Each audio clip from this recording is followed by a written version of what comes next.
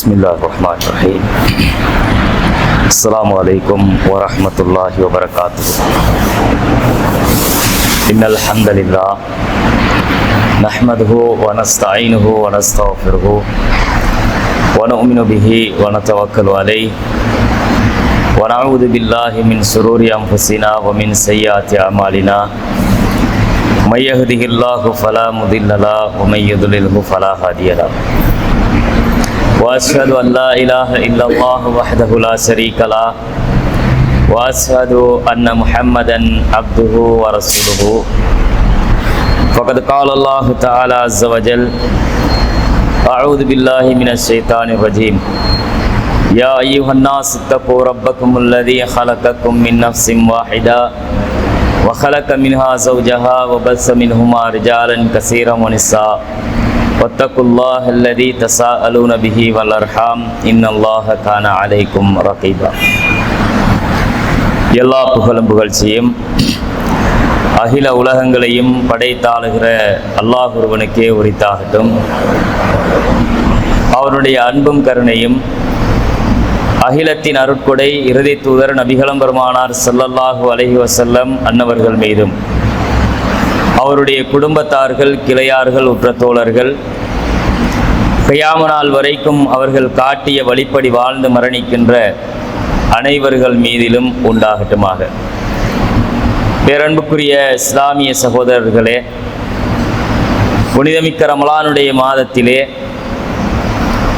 முதல் பகுதியை நிறைவு செய்தவர்களாக நாம் இரண்டாவது பகுதியிலே அமர்ந்திருக்கிறோம். இந்த ரமலானுடைய மாதம் என்பது அல்லாஹு தஆலா நமக்கு கடமையாக்கியதற்கு ஒரு அடிப்படை நோக்கம் இருக்கிறது. இந்த காலத்திலே நாம் நோன்பு நோட்பதன் மூலமாக நம்முடைய வாழ்க்கை சீரமைக்கப்பட வேண்டும், நம்முடைய நடவடிக்கைகள் மாற்றப்பட வேண்டும், நம்முடைய வணக்க வழிபாடுகளில் ஆர்வங்கள், ஈடுபடுதல்கள் அதிகரிக்க வேண்டும், நாம் ஹலால் ஹராமை பேணி இந்த உலகத்திலே வாழ வேண்டும் என்பதெல்லாம் இந்த நோன்பு நமக்கு கடமையாக்கப்பட்ட அடிப்படை என்பதை நாம் புரிந்து கொள்ள வேண்டும். அல்லாஹு தஆலா ஏனைய சமுதாயங்களுக்கும் இதை கடமையாக்கியதாகவும் சொல்லுகிறான். அவர்களுக்கு கடமையாக்கப்பட்டதை போல உங்களுக்கும் இது கடமையாக்கப்பட்டிருக்கிறது. காரணம் லஅல்லக்கும் தத்தகூன், நீங்கள் இறையச்சம் உள்ளவர்களாக மாற வேண்டும் என்பதை அல்லாஹ் எதிர்பார்க்கிறான். இறையச்சம் என்பது இந்த உலகத்திலே ஆடைகளை கொண்டு அடையாளப்படுத்துவதோ நம்முடைய வெளி தோற்றத்தை காட்டி அடையாளப்படுத்துகின்ற ஒரு அம்சமோ கிடையாது. இறையச்சம் என்பதை உண்மையிலே ஒவ்வொரு மனிதனுடைய உள்ளம் சம்பந்தப்பட்ட விஷயம். அதை அல்லாஹ் அறிந்தவன். வெளிப்படையிலே ஒரு போலியான தோற்றத்தை இந்த சமுதாயத்துக்கு இறையச்சத்தை போல காட்டி அல்லாஹ் தடுத்த விஷயங்களை எல்லாம் இந்த உலகத்திலே செய்து அல்லாஹுடைய தூதர் காட்டாத அத்தனை காரியங்களையும் இந்த உலகத்திலே செய்து கொண்டிருப்பது இறையச்சத்தினுடைய வெளிப்பாடு அல்ல. இறையச்சம் என்பது அல்லாஹுடைய கட்டளைகள் இந்த உலகத்திலே முடியுமான வரைக்கும் பின்பற்றப்பட வேண்டும். அவன் தடுத்த விஷயங்கள் நம்முடைய வாழ்க்கையில் முற்றுமுழுதாக தவிர்க்கப்பட வேண்டும். அவனுடைய தூதர் இந்த உலகத்திலே வந்து நமக்கு எதை வழிகாட்டினார்களோ அந்த வழிகாட்டுதல்களை நம்மால் முடிந்தவரை கடைபிடிக்க வேண்டும். அவர்கள் தடுத்து சென்ற எல்லா விவகாரங்களை விட்டும் நாம் தவிர்ந்து வாழ வேண்டும். இதுதான் இறையச்சத்தினுடைய வெளிப்பாடு. இந்த வெளிப்பாட்டை அல்லாஹ் இந்த நோன்பின் மூலமாக ஒரு மாத காலங்கள் பயிற்சி தருகிறான். உலகத்திலே நாம் ஏற்கனவே செய்த காரியங்களை இந்த மாதத்தில் செய்யக்கூடாது. இந்த மாதம் என்பது புனிதமிக்க ஒரு மாதம். இதில் நம்முடைய எல்லா விவகாரங்களுக்கும் கொடுக்கல் வாங்கல்கள், குடும்ப நடவடிக்கைகள், சமூக நடவடிக்கைகள், தனிநபர் சார்ந்த விவகாரங்கள் என்று எல்லா விவகாரங்களுக்கும் ஒரு கேடயமாக, கடிவாளமாக இந்த நோன்பை அல்லாஹ் அமைத்திருக்கிறான். அல்லாஹு தஆலா அந்த நோன்பில் எதிர்பார்க்கிற விஷயங்களை இந்த உலகத்தில் நாம் அடைந்து கொள்ளாவிட்டால் இந்த ரமலானுடைய மாதத்தை நாம் ஏனைய 11 மாதங்களை கடந்து வந்ததை போல கடந்து சென்று விடுவோம். நபிகளம் பெருமானார் ஸல்லல்லாஹு அலைஹி வஸல்லம் அவர்கள் சொன்னார்கள், அல்லாஹு தஆலா இந்த உலகத்திலே இந்த நோன்பை கடமையாக்கிய நோக்கத்தை நிறைவு பெறாமல், அதை அடைந்து கொள்ளாமல் இந்த ரமலான் நம்மை கடக்குமாக இருந்தால் அல்லாஹுடைய தூதர் சொல்லுகிறார்கள், ஒரு மனிதனுடைய மூக்கு மண்ணை கவட்டும், அவன் நாசமா போகட்டும்ங்கிறாங்க ரசூலுல்லாஹ். ரகிம அன்ஃபு ரஜுலின் சும்ம ரகிம அன்ஃபு ரஜுலின் சும்ம ரகிம அன்ஃபு ரஜுலின். ஒரு மனிதன் நாசமாகட்டும், அவன் நாசமாகட்டும், நாசமாகவே போகட்டும் என்றார்கள் ரசூலுல்லாஹ். அல்லாஹுடைய தூதரே, அவன் யார் அந்த மனிதன்? அந்த கைசேதத்திற்குரிய அந்த மனிதன் யார் அப்படின்னு அந்த சஹாபாக்கள் கேட்கும் பொழுது அல்லாஹுடைய தூதர் சொன்னார்கள், இந்த ரமலானுடைய மாதம் யாரை அடைந்து இந்த மாதத்தில் எவனுடைய பாவங்கள் மன்னிக்கப்படாத நிலையில் இந்த மாதம் அவனை கடந்து செல்லுகிறதோ அவன் நாசமாக போகட்டும்னாங்க ரசூலுல்லாஹ். அதற்கு தகுதி வாய்ந்தவனாகவும் அவன் இருப்பான். இறைவனுடைய மன்னிப்பை இந்த மாதத்தில் எதிர்பார்க்க வேண்டும். அதிகமாக அல்லாஹோடு நெருக்கத்தை உண்டாக்குகிற ஒரு மாதம் இந்த மாதம். அதிகமாக அல்லாஹ்விடத்திலே இந்த உலகத்தில் மனிதர்கள் செய்த குற்றங்களை தவறுகளை முறையிட்டு மன்னிப்பு கோருகிற மன்றாடுகிற ஒரு மாதம் இந்த மாதம்.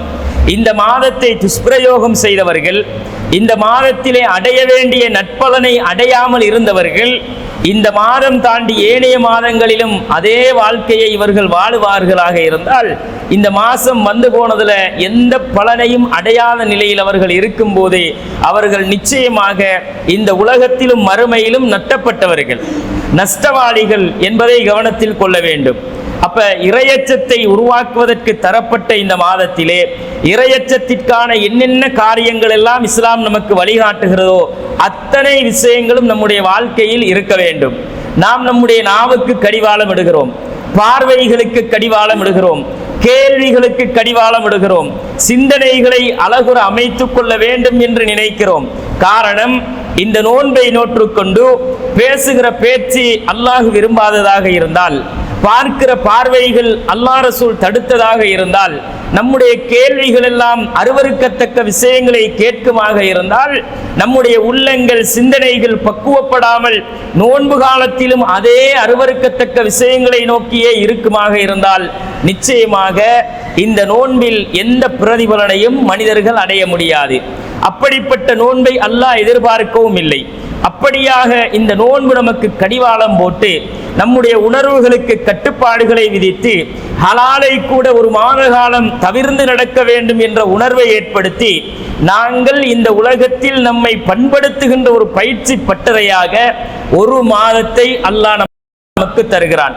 கண்ணியத்திற்குரிய சகோதரர்களே, ஒரு உளவியல் ரீதியான கருத்து என்ன தெரியுமா? சைக்காலஜி ரீதியாக ஒரு கருத்து சொல்லுகிறார்கள். ஒரு மனிதனை 21 நாள் ஒரு விஷயத்துக்கு ஒரு குறிப்பிட்ட நேரத்தில் பழக்கப்படுத்தப்பட்டா அவனுடைய ஏனைய நாட்கள்ல அதை இன்னொரு தடவை பழக்க வேண்டிய தேவை இருக்காது. ஏனென்றால் உதாரணமாக ஒரு இவரை நாம கூப்பிட்டு சரியா 8 மணிக்கு அந்த ஆளுக்கு ஒரு சாப்பாடை கொடுத்து பழக்கிறோம். 8 மணி அவர் விரும்புகிறாரோ விரும்பலையோ நீ சாப்பிட்டுத்தான் ஆகணும் என்று நாங்கள் சொல்றோம்.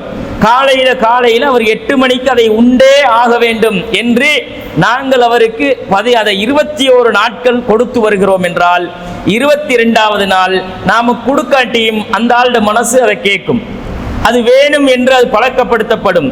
அந்த 8 மணிக்கு சாப்பிட்ட சாப்பாடு அவருக்கு பசி வராட்டியும் அதை சாப்பிடணும் என்ற ஒரு உணர்வை அது உண்டாக்கும் என்கிறார்கள். அப்ப 21 நாளுடைய பயிற்சி அந்த உணர்வை தரும் என்றால் இந்த 11 மாச காலம் நாங்கள் வாழ்ந்த வாழ்க்கையை விட்டுவிட்டு ஒரு மாத காலங்கள் 29 நாட்கள் அல்லது 30 நாட்கள் நாங்கள் ஒரு பயிற்சியை இந்த உலகத்திலே எடுக்கிறோம். எடுக்கப்படுகிற பயிற்சி எங்களோட வாழ்க்கையில மாத்தலன்னு வைங்களேன். பொய் பேசக்கூடாது என்று நினைத்தோம். நாங்கள் இந்த உலகத்திலே அடுத்தவர்களை பற்றி புறம் பேசக்கூடாது என்று அந்த ஒரு மாத காலங்கள் நினைக்கிறோம். நாங்கள் இந்த உலகத்திலே அல்லாஹ் வெறுக்கிற எந்த விஷயத்தையும் செஞ்சிடக்கூடாது என்ற எங்களோட நோன்பு பாலாகிரும் என்று நினைக்கிறோம்.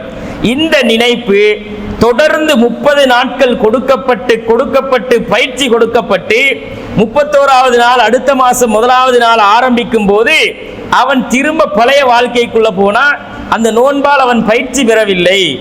நோன்பு அவனை பக்குவப்படுத்தல, ஏதோ விளையாட்டுத்தனமா நோன்பு பிடிச்சிருக்கிறான் அவ்வளவுதான் என்பதுதான் அங்கே புரியப்படுமே தவிர இதனால அவன் மாற்றம் அடையல என்று சொல்லும் போது அதனாலதான் ரசூலுல்லாஹ் அவன் நாசமாகட்டும் என்றாங்க. ஏன் அவன் பொய்யத்தான் மற்ற காலத்துல பேச போறான். அடே, நம்ம பக்கத்துல இருந்த நம்முடைய மனைவி ஹலாலாக கட்டி கொண்டாந்து வச்சிருக்கிறோம். நம்முடைய ஹலாலான மனைவியை கூட ஃபஜ்ருடைய நேரம் இருந்து சூரியன் மறைகிற நேரம் வரைக்கும் நீ அனுபவிச்சிராத என்று அல்லாஹ் இட்ட ஒரு கட்டளைக்காக வேண்டி அதை நாம் நம்முடைய உணர்வுகளை நமக்குள்ளே அடக்கிக் கொள்கிறோம், கட்டுப்படுத்திக் கொள்கிறோம் என்றால் நம்முடைய ஹலாலான நம் மனைவியை கூட அந்த நேரத்தில் நாங்கள் தவிர்ந்து வாழும் பொழுது எப்படி இன்னொரு பெண் மீது மோகம் ஏனைய காலத்தில் வர வாய்ப்பு இருக்கும்? எப்படி விபச்சாரத்தை நோக்கி செல்லுவதற்கு மனது தூண்டும்? எப்படி அந்நிய பெண்கள் மீது நாட்டத்தை, அந்த உணர்வை நம்முடைய மனது உருவாக்கும்? அப்ப நம்ம மனைவியை நம்ம உலகத்திலேயே விட்டுட்டு இந்த ஒரு மாத காலம் அந்த குறிப்பிட்ட நேரத்துக்கு என் ரப்புடைய கட்டளை என்று நினைத்து வாழும் பொழுது லா தக்ரபு ஸினா, நீங்கள் இந்த விபச்சாரத்தை நெருங்காதீர்கள், இன்னஹு கான ஃபாஹிஷா, அது மிக அருவருக்கத்தக்க மானக்கேடான காரியம் என்று அல்லாஹ் சொல்லுகிறான்.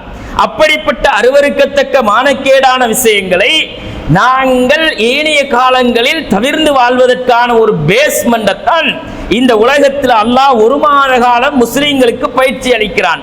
ஒரு ஹலாலான உணவை நாம் வீட்டிலே வைத்திருந்தால் கூட கை கட்டுகிற தூரத்திலே அதை எடுத்து உண்ணுகிற இடத்தில் இருந்தாலும் கூட அதை நாம் தவிர்ந்து வாழுகிறோம். அல்லாஹ் இட்ட ஒரு கட்டளை தான். அந்த கட்டளைக்கு மதிப்பு கொடுத்துத்தான் என்னுடைய ரப்பு என்னை கண்காணிக்கிறான், என்னை பார்த்து கொண்டிருக்கிறான், என் நடவடிக்கைகளை அவதானித்துக் கொண்டிருக்கிறான். நான் இதை உண்டாலோ மறைத்து கொண்டு உண்டாலோ அதை என்னுடைய ரப்பு அறிகிறானே, அவன் கட்டளையிட்டதை நான் மீறுகிறேனே என்ற உணர்வு ஒரு கட்டுப்பாட்டை நமக்குள்ள வரும்போது எப்படி திருடி திம்பா, எப்படி அடுத்தவண்டத்தை அடிச்சு பறிச்சு திம்பான், எப்படி ஹராமான சம்பாத்தியத்தின் மூலமாக உள்ளதை உண்பான். அப்ப இந்த பயிற்சி தான் ஒரு மனிதனுக்குள்ளே ஏற்படுத்துகின்ற இரையச்ச உணர்வு. சகோதரர்களே, இந்த இரையச்ச உணர்வை கலட்டி எறிந்துவிட்டு எத்தனையோ மனிதர்கள் இந்த உலகத்திலே வாழுகிறார்கள். அல்லாஹ்வுடைய தூதர் ஸல்லல்லாஹு அலைஹி வஸல்லம் அவர்கள் சொன்னார்கள், ருப்ப ஸாயிமின் லைஸ லஹு மின் ஸியாமிஹி இல்லல் ஜூ. எத்தனையோ நோன்பாளிகள் இருக்கிறார்கள், அவர்களுடைய நோன்பில் அவர்களுக்கு கிடைக்கிற பலன் என்ன தெரியுமா? பசியை தவிர வேறு ஒன்றும் இல்லை. பட்டினி கிடக்கிறாங்க, பட்டினியை தவிர வேறு எதுவும் அவர்களுடைய வாழ்க்கையில் இந்த நோன்பால் எந்த பலனும் இல்லை என்று ரசூலுல்லாஹ் சொல்லிவிட்டு சொன்னார்கள், வருப்ப காயிமின் லைஸ லஹு மின் கியாமிஹி இல்ல ஸஹர். நிறைய பேர் தொழுவாங்க, ரமலான் காலம் வந்தா தான் பள்ளிவாசல் நினைப்புவார நிறைய பேருக்கு இல்லையா? 5 வக்து பள்ளிவாசலுக்கு வாங்கடாண்டா வரமாட்டாங்க. பாங்கோசை காதல கேட்டாலும் வாரதுக்கு அந்த உள்ளம் இடம் கொடுப்பதில்லை. ஆனா நோம்பு ஃபர்ஸ்ட் பாத்தீங்கன்னா வாசல்ல நின்று அடுத்த வாசல் தொங்கல் வரைக்கும் மக்கள் எட்டம் போதா, பள்ளியை கொஞ்சம் பெருசா கட்டணும் போல இருக்குது, அவ்வளவு மக்கள் வாராங்களேன்னு நாங்க நினைக்கிறோம். 2வது நோம்புக்கு பின் சப்பு காணாம போயிரும். 3வது 4வது நோம்பு வரும்போது 3 சப்பு காணாம போயிரும். 10 நோம்பு வரக்குள்ள 4 பேர் தான் நிக்கிறான். 10வது நோம்பு தாண்டி 20 நோம்பு வரைக்கும் மௌலவியும் 3 பேரும் தான் நின்று தொழ வேண்டிய நிலைமை. அப்ப இந்த மாதிரியான தொழுகையில என்ன லாபம்? 27க்கு மட்டும் பள்ளிவாசலை நோக்கி வருவார்கள், தோரணம் கட்டி தொங்க போடுவார்கள், அங்கே அழுது பைலா அடிச்சு அவர்களுக்கு 27லே இஸ்திக்ஃபாரும் தௌபாவும் சொல்லி கொடுப்பார்கள். இதை மட்டும் நாம செஞ்சிட்டோம்னு வைங்க, அன்னைக்கு பிறந்த புள்ள மாதிரி வீட்டை போயிட வேண்டியதான். அல்லாஹ் நம்மளை டோட்டலா மன்னிச்சு 1000 மாதங்களை விட சிறந்த நாளை நமக்கு தந்து விட்டான் என்று பூரிப்படைந்து 27ல தான் லைலத்துல் கத்ர் என்று நினைச்சுக்கிட்டு மனப்பாலை குடித்து செல்லுகிற மக்களும் நிறைய பேர் இருக்கிறார்கள். இவங்களுக்கு அன்னைக்கு பிறந்த புள்ள மாதிரி எல்லா பாவத்தை மன்னிச்சு அல்லாஹ் சர்டிபிகேட்டை கொடுத்து போப்பா அப்படின்னு அனுப்பிடுவான். இப்படி செல்லுகிற மக்களும் இருக்கிறாங்க. அதுக்கு பிறகு ஆளை காண முடியாது. பிறகு எப்ப அந்த பெருநாளாண்டா அப்படின்னா அன்னைக்கு போயிட்டு ட்ரெஸ் எல்லாம் எடுத்து உடுத்துக்கிட்டு வருவாரு. பெருநாள் அன்றைக்கு தொழுதுட்டு போன மனுஷன் மரா பள்ளிக்கு இல்ல. இனி எப்பவாவது ரமலான் வரணும் அல்லது ஒரு பெருநாள் வரணும், இல்லைன்னா இப்படி ஒரு ஜும்மா வரணும், இப்படி தொழுகிற மக்களும் இருக்கிறார்கள். இந்த மாதிரியான மக்களை குறித்து நபிகள் நாயகம் சொல்லுகிறார்கள், அடே நீ 1 மாசம் இரவல எடுக்கிற ட்ரைனிங் 5 வக்து தொழுகிறதுக்கு உனக்கு பயிற்சி தரலன்னு வச்சுக்க. அந்த பயிற்சியை உனக்கு தராவிட்டால் நீ என்னத்தை நின்று வணங்கின இரவல? நின்று வணங்குறதுக்கு சோம்பேறித்தனம், நிற்பதற்கு முடியாது. அங்க மௌலவி ஒரு பக்கம் மோதினா அவருக்கு கால் கடுப்பு, இடுப்பு கடுப்பு, முதுகு கடுப்பு, சுஜூத நீட்ட முடியாது, ருக்குவ நீட்ட முடியாது, ஏலாது. நீ நோயாளியா இருந்தா கணக்குல வரமாட்டாய். ஆரோக்கியம் இருக்கா இல்லையா? அல்லாஹ் தந்த ஆரோக்கியத்துக்கு கேள்வி இருக்கா இல்லையா? உன்னுடைய நோய்க்கு முன்னால் உன் ஆரோக்கியத்தை நீ பயன்படுத்திக் கொள் என்று ரசூலுல்லாஹ் சொன்னாங்களா இல்லையா? முதுமை வருவதற்கு முன்னால் உன்னுடைய இளமையை பயன்படுத்திக் கொள் என்று சொன்னாங்களா இல்லையா? அப்படி சொல்லப்பட்ட கட்டளைகளை எல்லாம் நம்முடைய இளைஞர் சமுதாயம் இன்றைக்கு மதிச்சு நடக்கிறானா? அப்ப ரசூலுல்லாஹ் சொல்லுகிறார்கள், எத்தனையோ இரவிலே தொழக்கூடிய மக்கள் இருக்கிறார்கள், அவர்கள் தொழுகிற தொழுகையில் அல்லாஹ்வுடைய தூதர் சொல்லுகிறார்கள், அவனுடைய தொழுகையில் எந்த பலனும் இல்லை கண் விழித்து இருப்பதை தவிர. முழிச்சிட்டு நிற்கிறான் அவ்வளவுதானே தவிர உயிரோட்டம் இல்லை, இரையச்சம் இல்லை, அதிலே ஒரு பணிவு இல்லை, சோம்பேறித்தனமான ஒரு தொழுகை என்று இவர்கள் இதை கடந்து செல்லுகிறார்கள் என்பதை அல்லாஹ்வுடைய தூதர் ஸல்லல்லாஹு அலைஹி வஸல்லம் அவர்கள் சொல்லுகிறார்கள். கண்ணியத்திற்குரிய சகோதரர்களே, அப்ப எங்களுக்கு எப்படிங்க அந்த சொர்க்கத்தினுடைய வாசல் ரையான் என்ற வாசல் கிடைச்சும்? அல்லாஹ்வுடைய தூதர் நோன்பாளிகளுக்கு சொன்ன சிறப்பு என்ன? இன்ன ஃபில் ஜன்னதி பாபன், சொர்க்கத்திலே ஒரு வாசல் இருக்கிறது, யுகாலு லஹு அர்-ரையான், அதற்கு ரையான் என்று சொல்லப்படும். ரையான் என்று சொல்லப்படுகிற ஒரு வாசல் சொர்க்கத்திற்கு இருக்கிறது. அதிலே யதுகுலு மின்ஹு ஸாயிமூன் யௌமல் கியாமா, மறுமையில் நோன்பாளிகள் மட்டும்தான் அதனால் நுழைவார்கள். நோன்பாளிகளுக்குள்ள ஸ்பெஷல் வாசல் சொர்க்கத்துல. லா யதுகுலு மின்ஹு அஹதுன் கைருஹும், அவர்களை தவிர வேறு யாரும் அந்த வாசலால் நுழைய முடியாது.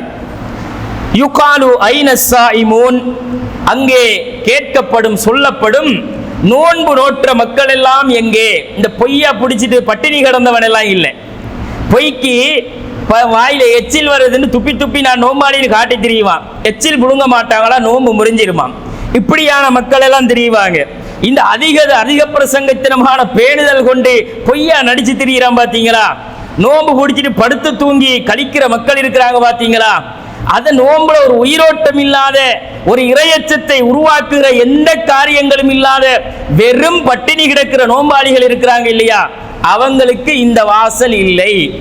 எங்கே நோன்பாளிகள் என்று கேட்கப்படும். ஃபயகூமூன, அவர்களெல்லாம் எழும்புவார்கள். மறுமையிலே எழும்பி நிற்கும் பொழுது லா யதுகுலு மின்ஹு அஹதுன் கைருஹும், அந்த வாசலால் நுழையுங்கள் என்று அவர்களுக்கு சொல்லப்படும். உண்மைக்குண்மையாக இரையச்ச உணர்வோடு இறைவனுக்காக என்று நோன்பு நோற்ற ஒரு கூட்டம் அந்த வாசலால் நுழைந்து செல்லுவார்கள். ஃபஇதா தகலு, அவர்கள் நுழைந்ததற்கு பிறகு உஹ்லிக, அந்த வாசல் மூடப்பட்டுவிடும். ஃபலம் யதுகுலு மின்ஹு அஹதுன், அதற்கு பிறகு யாரும் அந்த வாசலால் நுழைய முடியாது என்று நபிகள் நாயகம் ஸல்லல்லாஹு அலைஹி வஸல்லம் அவர்கள் சொல்லுகிறார்கள். இது புகாரியில் 1896வது செய்தியாகவும் முஸ்லிம்ல 1947வது செய்தியாகவும் பார்க்கலாம். கண்ணியத்திற்குரிய சகோதரர்களே, அப்ப இந்த சிறப்பு, இந்த கண்ணியம் யாருக்கு கிடைக்கும்ங்கிறத இப்ப எத்தனையோ மனிதர்கள் நோன்பு பிடிக்கிறாங்களா இல்லையா? அந்த மக்கள் எல்லாம் யோசிச்சு பார்க்கணும், எனக்கு அந்த பாக்கியம் கிடைச்சுமா? எனக்கு அல்லாஹ் அந்த பாக்கியத்தை மறுமையில் தருவானா என்ற நோன்பு அதற்கு தயார்படுத்துகிறதா என்பதை சிந்தித்து பார்க்க வேண்டும். அப்படி அல்லாத எந்த நோன்பாளிகளுக்கும் பட்டினியை தவிர, தாகித்திருந்ததை தவிர எந்த பலனும் அவர்களுக்கு இம்மையிலும் இல்லை மறுமையிலும் இல்லை என்பதை கவனத்தில் வைக்க வேண்டும். நபிகள் நாயகம் ஸல்லல்லாஹு அலைஹி வஸல்லம் அவர்கள் சொல்லுகிறார்கள், இதா தகல ஷஹ்ரு ரமலான், ரமலானுடைய மாதம் வந்துவிட்டால், ஃபுதிஹத் அபுவாபுஸ் ஸமா, வானத்தின் வாசல்கள் திறக்கப்பட்டு, வகுல்லிகத் அபுவாபு ஜஹன்னம், நரக வாசல்கள் மூடப்படுகிறது, வசுல்சிலத்தி ஷயாத்தீன், சைத்தான்கள் விலங்கிடப்படுகிறார்கள் என்று ரசூலுல்லாஹ் சொல்லுகிறார்கள். இது புகாரியில் 1899வது செய்தியில பார்க்கலாம். வானத்தின் அருள் வாசல்கள் திறக்கப்படுகிறது, அல்லாஹ்வுடைய அருள்கள் திறக்கப்பட்டு நரகத்திற்கான எல்லா காரியங்களும் குறைந்து அந்த சைத்தானியத்தனமான வேலைகளுக்கு கட்டுப்பாடுகள் விதிக்கப்படுகிற ஒரு மாதம் தான் ரமலானுடைய மாதம். ஆனா கியாமுல் லைல் இங்க தொழுவிக்கும் போது தெருக்களிலே அங்க புட்டுவ மேசையை போட்டுக்கொண்டு மக்கள் என்ன பண்ணுவாங்கன்னா காட்டிஸ் விளையாடுவான், டாம் இழுத்துக்கிட்டு இருப்பான், கரம்போர்டு அடிச்சுட்டு இருப்பான், ரோட்ல கிரிக்கெட் விளையாடுவான். கூடுதலான சைத்தான் இந்த மாசத்துக்கு நம்ம சமுதாயத்துக்கு தான் நடமாடுறான். அவுத்து விட்ட மாதிரி அவங்களுக்கு விலங்கு போடப்படல. விலங்கு போடப்படுகிற மாதம் என்று சொன்னா இதெல்லாம் குறையணும் அப்பா.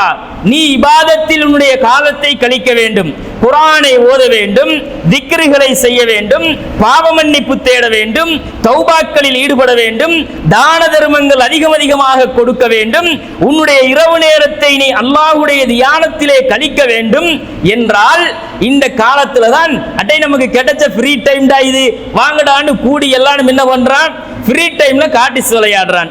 காலத்தை எப்படி பயன்படுத்துகிற சமுதாயம் நம் சமுதாயம்.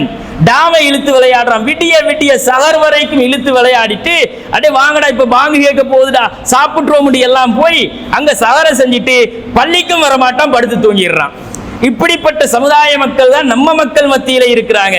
அப்ப இவங்க எப்படி இந்த சொர்க்கத்தை நோக்கி செல்ல முடியும் என்பதை கவனிக்க வேண்டும். சைத்தான்கள் விலங்கிடப்படுறாங்களாண்டா இவனை எல்லாம் அவுத்து விட்டு கிடக்குது. அப்ப அவுத்து விட்ட மாதிரி இவர்கள் திரிவதை நாங்கள் தெருக்களில் பார்க்கிறோம், இரவு நேரங்களில் பார்க்கிறோம்.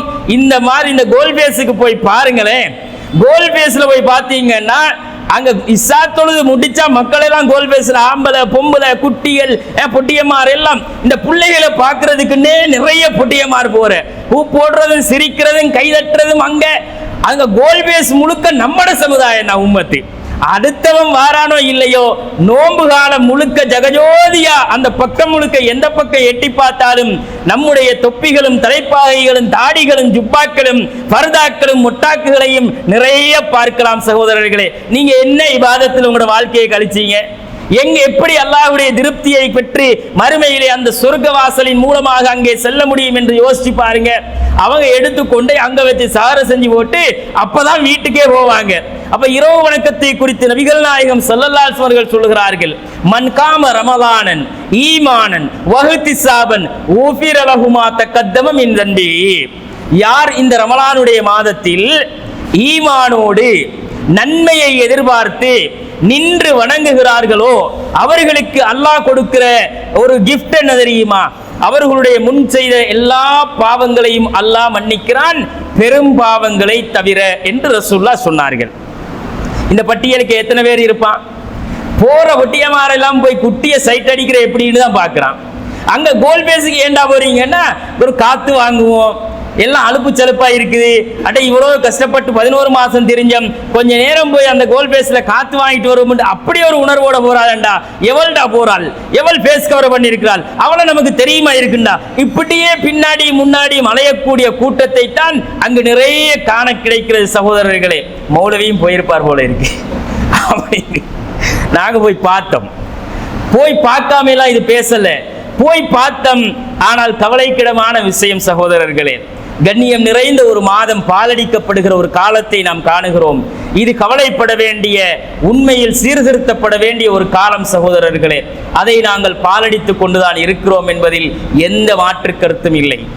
நாங்கள் இபாதத்துக்களை செஞ்சுட்டு கொஞ்ச நேரம் ஒரு அரை மணி தியாலம் ஒரு மன ஆறுதலுக்காக, ஓய்வுக்காக, நிம்மதிக்காக ஒரு மணி நேரம் போய் இருந்துட்டு வாரதல்ல, தடையல்லது மார்க்கத்தில். ஆனால் ரமலான் முழுக்க எல்லா சமுதாயமும் ஃபஜ்ர் வரைக்குமே அங்கே காலம் கடத்தி விட்டு வந்து ஃபஜ்ர் துளாமல் தூங்கி எழும்புகிற சைத்தானியத்தனமான சமுதாயமாக இருக்கிறது என்றால் நாம் நம்மை பக்குவப்படுத்தாத ஒரு காலமாக இதை கடக்கிறோம். அல்லாஹ்வுடைய எந்த அருளும் இந்த சமுதாயத்திற்கு கிடைக்க மாட்டாது என்பதை கவனத்தில் கொள்ளுங்கள். இன்னும் நபிகள் நாயகம் ஸல்லல்லாஹு அலைஹி வஸல்லம் சொல்லுகிறார்கள், நோன்பாளிக்கு கிடைக்கிற அந்த அல்லாஹ்விடத்தில் கிடைக்கிற மகத்தான ஒரு கண்ணியம் என்ன தெரியுமா? ஒரு மனுஷன் நோன்பு பிடிக்கும் போது காலையில பட்டினியாகிறான், சாப்பிட்டுட்டு சாப்பாட்டை ஸ்டாப் பண்ணி 6 மணி வரைக்கும் பட்டினி கிடக்கிறான். இப்போ இந்த இடைப்பட்ட நேரத்தில் ஒரு 12-13 மணித்தியாலங்கள் அவன் பட்டினியா இருப்பான், சாப்பிட மாட்டான், குடிக்க மாட்டான். பட்டினியா இருக்கும்போது காய்ந்த ஒட்டிய வயிறோடு அவன் இருக்கிற நேரம் அவன் வயிற்றுக்குள்ள ஏற்படுற மாற்றங்களால சில வாயுகள் வெளியேறும். அந்த வாயுக்களை நாங்க துர்வாடை அப்படின்னு சொல்லுவோம், நாத்தம் அப்படின்னு. சும்மா பல்லு விளக்காம வந்தாலே பேசக்கல பக்கத்தில் நிற்க மாட்டான் மனுஷன். அதுல வேற நோன்பை பிடிச்சிட்டு இப்படி பட்டினியா கிடந்த ஒருத்தன் பேசினான்னா எல்லா மனிதர்களுக்கும் இது இயற்கையா உள்ளதுதான். ஆனா நோன்பு காலத்துல அந்த வாடை இயற்கையாகவே வெளிவரக்கூடிய அந்த நாற்றம் மனிதர்கள் வெறுக்கக்கூடியது. மனுஷன் பக்கத்துல நின்றா கூட அவனால சகிக்க முடியாட்டி பேசி சொல்லிக்கொள்ள இல்லாட்டி போயிடுவான், எனக்கு ஒரு வேலை இருக்குவா, அப்ப நான் போய் வாரேன், அவசரமா போறேன்னு. ஏன்னா அவனுக்கு அதை வெளிப்படையா சொல்ல முடியல. ஆனால் இது அல்லாஹ்விடத்தில் எவ்வளவு கண்ணியம் நிறைந்தது தெரியுமா சகோதரர்களே? நபிகளார் ஸல்லல்லாஹு அலைஹி வஸல்லம் அவர்கள் சொல்லுகிறார்கள், வல்லதி நஃப்ஸி பியதிஹி, என்னுடைய உயிர் எவனுடைய கையில் இருக்கிறதோ அவன் மீது சத்தியமாக, லஹுலூஃபு ஃபமிஸ் ஸாயிமி, ஒரு நோன்பாளியுடைய வாயிலிருந்து வருகின்ற அந்த வாடை, அத்யபு இந்தல்லாஹி தஆலா மின் ரீஹில் மிஸ்கி, அல்லாஹ்விடத்திலே கஸ்தூரியின் வாடையை விட நறுமணம் மிக்கது. அது அல்லாஹ் கிட்ட தான் கஸ்தூரி வாடையை விட நறுமணம் மிக்கது, மனுஷங்கிட்ட இல்ல. மனுஷங்கிட்ட போறதா இருந்தா, பள்ளிவாசலுக்கு போறதா இருந்தா, ரசூலுல்லாஹி ஸல்லல்லாஹு அலைஹி வஸல்லம் அவர்கள் சொல்லுகிறார்கள், மேக்ஸிமம் நீ கிளியர் பண்ணிக்க, துப்புரவா போய்க்க, முடியுமான வரைக்கும் வாயை சுத்தமா வச்சுக்க என்று ரசூலுல்லாஹ் சொல்லுகிறார்கள். லௌலா அன் அஷுக்க அலா உம்மத்தி ல அமர்த்துஹும் பிஸ்ஸிவாக்கி இந்த குல்லி ஸலாத்தின், என்னுடைய சமுதாயத்திற்கு கஷ்டம் என்று நான் கருதி இருக்காவிட்டால் நிச்சயமாக நான் என் சமுதாயத்திற்கு ஒவ்வொரு தொழுகைக்கும் நீங்கள் பல்லு விளக்குங்கன்னு சொல்லியிருப்பேன் நாங்க ரசூலுல்லாஹ். 5 வக்துக்கு மொத்தம் பிரஸை சிக்னலையும் பாக்கெட்ல போட்டுட்டு திரியலுமா? இயலாது. அப்ப ரசூல் ஸல்லல்லாஹு அலைஹி வஸல்லம் அவங்க வந்து இது என் உம்மத்துக்கு கஷ்டம் உண்டதனால தான் நான் சொல்லல அப்படிங்கிறாங்க. ஆனால் சிறந்தது அல்லாஹ்வுடைய ரசூல் ஒவ்வொரு அந்த வக்துக்கும் பள்ளிவாசலுக்கு வரும்போது பல்லு விளக்கி சுத்தமா தான் வருவாங்க. என் ரப்பை நான் சந்திக்கும் போது உடலும் உள்ளமும் எப்படி தூய்மையாக இருக்கிறதோ அதே போல என் வாயும் தூய்மையாக இருக்க வேண்டும். அதனால் அந்த மனிதர்கள் நோவினை அடைவதை போல மலக்குமார்களும் அந்த சபையிலே தொழுவார்கள், அவர்கள் நோவினை அடைந்து விடக் கூடாது என்றதை ரசூலா விரும்பினாங்க. அப்ப கண்ணியத்திற்குரிய சகோதரர்களே, இதையெல்லாம் கவனத்தில் வைக்க வேண்டும். ஆனாலும் அவர்களுக்குரிய சிறப்பு என்ன தெரியுமா? அவர்கள் நோன்பாளிகளுடைய வாயிலிருந்து வருகிற கெட்ட வாடையாக இருந்தாலும் அது மனிதர்களிடத்தில் தான் கெட்ட வாடை, அல்லாஹ்விடத்தில் அதற்கு ஒரு கண்ணியம் இருக்கிறது, சிறப்பு இருக்கிறது. என் அடியான் எனக்காக பட்டினி கிடந்தவன், எனக்காக இந்த நிலைமையை அடைந்திருக்கிறான் எனும் பொழுது அல்லாஹ் அவர்களை மிக தரஜாவிலே உயர்ந்த இடத்தில் வைத்துத்தான் பார்க்கிறான். அது கஸ்தூரியின் வாடையை விட சிறந்தது என்று நபிகள் நாயகம் ஸல்லல்லாஹு அலைஹி வஸல்லம் அவர்கள் சொல்லிவிட்டு, யத்ருக்கு தஆமஹு வ ஷராபஹு, அவன் அவனுடைய உணவையும் குடிபானத்தையும், வ ஸஹ்வத்தஹு, அவனுடைய ஆசைகளை உணர்வுகளையும் அவன் விட்டுவிட்டான், மின் அஜிலி, எனக்காக வேண்டி அவன் விட்டுவிட்டான். அதான் பாயிண்ட். இதையெல்லாம் இவன் ஏன் விட்டான்டா? எனக்காக, ரப்பாகிய நான் சொன்ன ஒரு கட்டளைக்காக அவன் விட்டான். அஸ்ஸியாமுலி, அந்த நோன்பு எனக்குரியது, வ அன அஜிஸி பிஹி, அதற்கு கூலியை நான் தான் கொடுப்பேன். எல்லா விஷயங்களுக்கும் அல்லாஹ் 1 to 10 வரை, 10 to 700 வரை நன்மைகள் இருக்குன்னு நன்மைகளை அல்லாஹ் சொல்லுவான், அல்லாஹ்வுடைய தூதர் சொல்லுவார்கள். ஆனால் நோன்புக்கு மட்டும் அல்லாஹ்வும் அல்லாஹ்வுடைய ரசூலும் உனக்கு 700 வரைக்கும் 700 மடங்கு நன்மை தருவேன் என்று சொல்லலை எங்கேயும். அதை அல்லாஹ்வே எப்படி சொல்லுகிறான் என்றால், அதற்கு எண்ணிலடங்காத நன்மைகளை நான் கொடுக்க இருக்கிறேன். அஸ்ஸியாமுலி, அது எனக்கு உரியது, வ அன அஜிஸி பிஹி, அதுக்கு கூலியை எப்படி கொடுக்கணும்ன்றது எனக்கு தெரியும்ங்கிறான் அல்லாஹ். எனவே கண்ணியத்திற்குரிய சகோதரர்களே, அந்த நன்மைகளை அடைந்து கொள்வதற்கு இந்த உலகத்திலே நாம் முயற்சிக்க வேண்டும். நாம் இந்த உலகத்தில் நோக்கிற நோன்பின் மூலமாக நமக்கு 2 மகிழ்ச்சிகளை அல்லாஹ் நமக்கு தருகிறான். ஒன்று, நபிகள் நாயகம் ஸல்லல்லாஹு அலைஹி வஸல்லம் அவர்கள் சொன்னார்கள், லிஸ்ஸாயிமி ஃபரிஹத்தான், ஒரு நோன்பாளிக்கு 2 சந்தோஷம் இருக்கு. அந்த 2 சந்தோஷம் எது? யஃப்ரஹுமா இதா அஃப்தர, அவன் நோன்பை திறக்கும் பொழுது ஃபரிஹ, அவன் சந்தோஷம் அடைகிறான். உண்மைதானே? எப்படா பாங்கு கேட்கும், எப்போ பாங்கு கேட்கும், 1 நிமிஷமா 2 நிமிஷமா டக்குன்னு சொல்ல மாட்டாங்களா? இது மனிதனுடைய பலவீனம்.